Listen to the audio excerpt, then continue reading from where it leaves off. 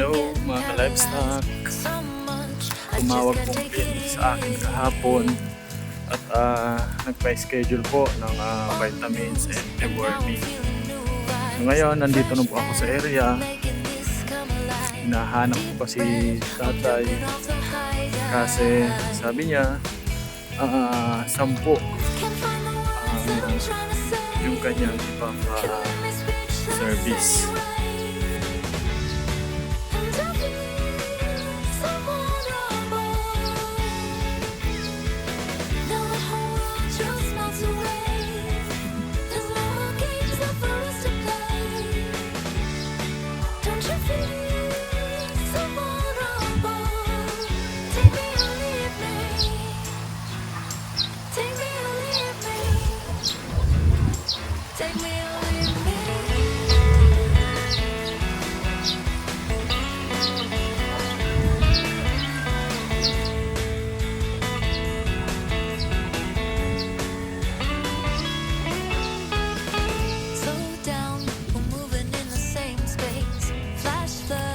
Drowning in the same place.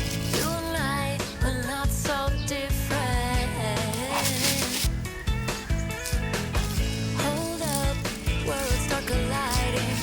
New feels, we're just free riding.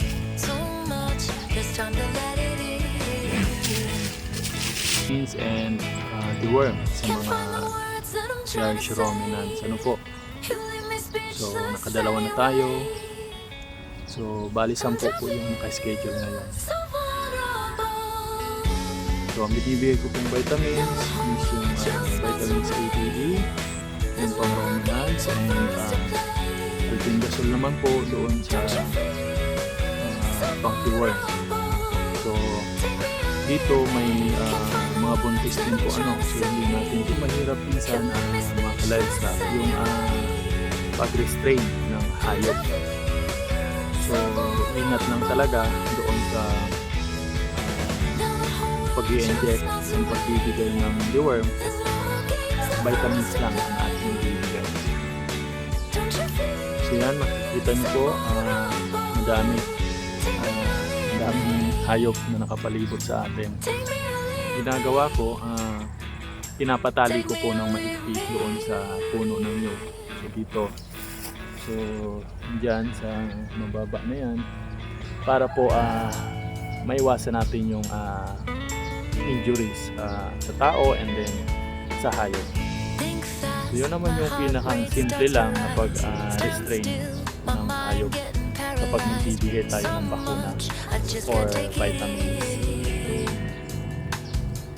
So, napakalawak nitong area kaya medyo okay pa yung pag-aalaga ng mga kalabaw at baka.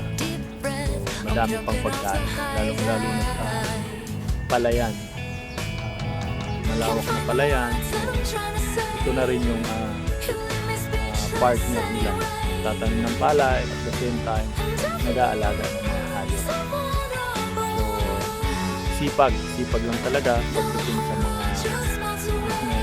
pagtatanim at pag-aalaga. Ganoon naman ang farmers. So, lahat ng mga farmers talagang masisipag. Hindi po biro ang mag-alaga ng mga ganitong hayop kasi talagang kailangan din ng atensyon.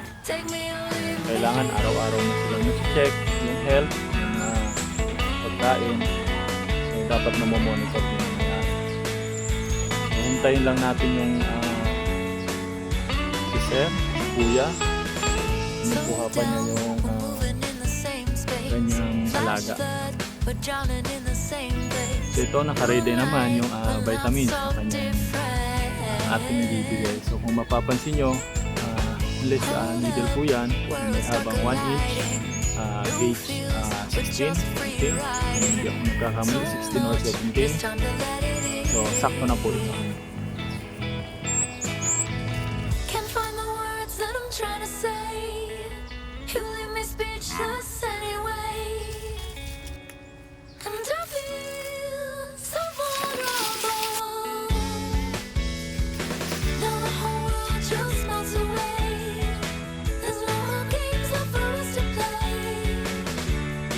Don't you feel so